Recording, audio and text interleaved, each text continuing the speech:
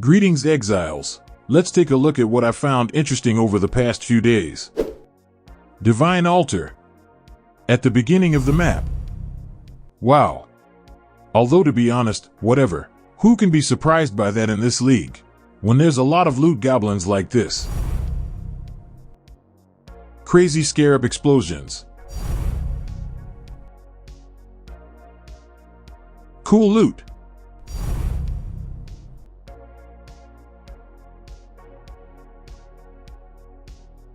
And fishing rod. Wait a minute. That's a scam. Trash T0 unique item. It could be Mage Blood or Headhunter. Unlucky. Next time for sure. As you may have noticed, I've switched to T16 maps and therefore the answer to the frequently asked question, can this build do T16 maps? Yes. Although T16 maps are quite difficult. But if you choose the right maps and play carefully until you get a lot of buffs from a Headhunter, you should not have any problems. But let's improve this build to make farming easier and make high-level maps a more enjoyable experience for us. Progenesis. A very nice unique flask that greatly improves our defense and protects us from one-shots. By making this purchase, you can immediately feel how much more survivable the build has become. With it, we can already run maps with more than 10,000 wisp. And collect such a wonderful loot. But let's not stop there and let's improve our defense even more. One of the main dangers in this league is primal wisps, which increase critical strike chance and critical multiplier for monsters. 5,000 primal wisps turn any monster on the map into a dangerous opponent. So let's make ourselves safe from critical damage. First, let's take this mastery. Next, I need a Thread of Hope with medium radius. Thanks to this unique jewel, I get access to important passive nodes.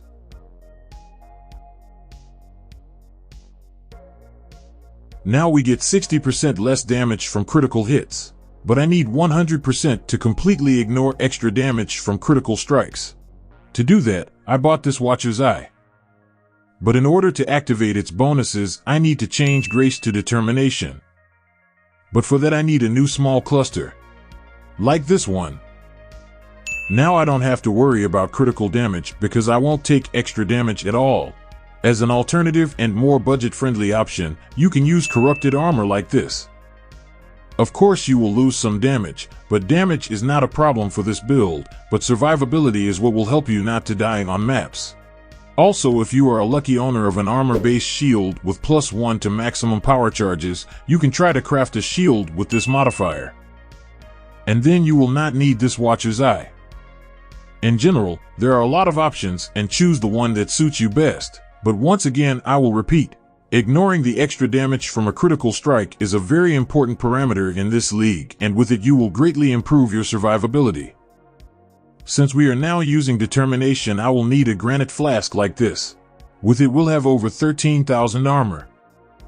And in general these are quite humble numbers, but don't forget that more than 75% of physical damage we receive is elemental damage. As a result, physical damage to us will be small and even this amount of armor will be effective. Some of you may be surprised that I replaced the life flask with a granite flask. But in my experience we don't need a life flask with this gear. Because if we have a lot of Headhunter buffs we never use it, and if our character dies it's some random one-shot where we don't even have time to react and use our flask. So this flask set seems to me the most optimal. Let's now buy a jewel with corrupted blood immunity because without a life flask it can be a problem for us. Well, we don't want any problems. Let's take a little break from shopping because I'm a little tired. In the comments to my last video, there was quite an active discussion about whether we should open all Voidborn keys and Valdo's scam boxes or whether it's better to sell them. So in this video, I want to show you my little secret, streamer trick, how to get a Mage Blood with Valdo's puzzle box. I hope this secret stays between us. In these few days, I was able to find so many loot boxes. It's a relatively good result and I think it will be enough for me.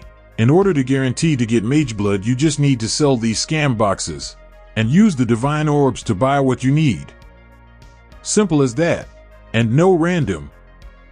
I hope my secret will help you. Well, as for Voidborn keys, I will open them at the end of the video and we'll see what I can get. The little break is over and we can continue shopping. A second large cluster for more damage and jewel slots. That which was taken, there are so many options here and it all depends on your budget. But first of all, you should pay attention to this modifier because it's not a bad boost to our damage. Personally, I found this one with relatively useful modifiers.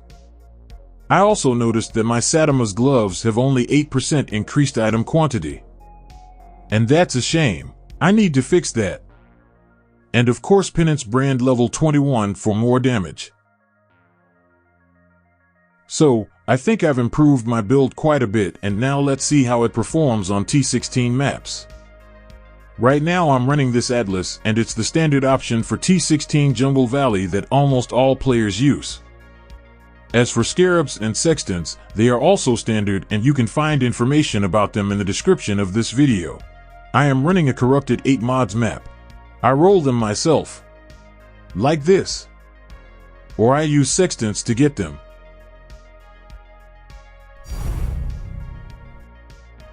Well, what can I say? Now the build feels completely different and T16 maps are much more comfortable for us and playing is now quite easy and enjoyable. You will immediately feel that the defense is much better. And the damage, as always, is at a high level.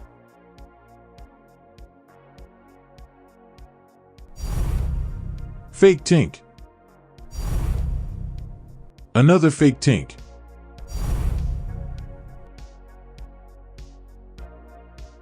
Now that's a good Tink.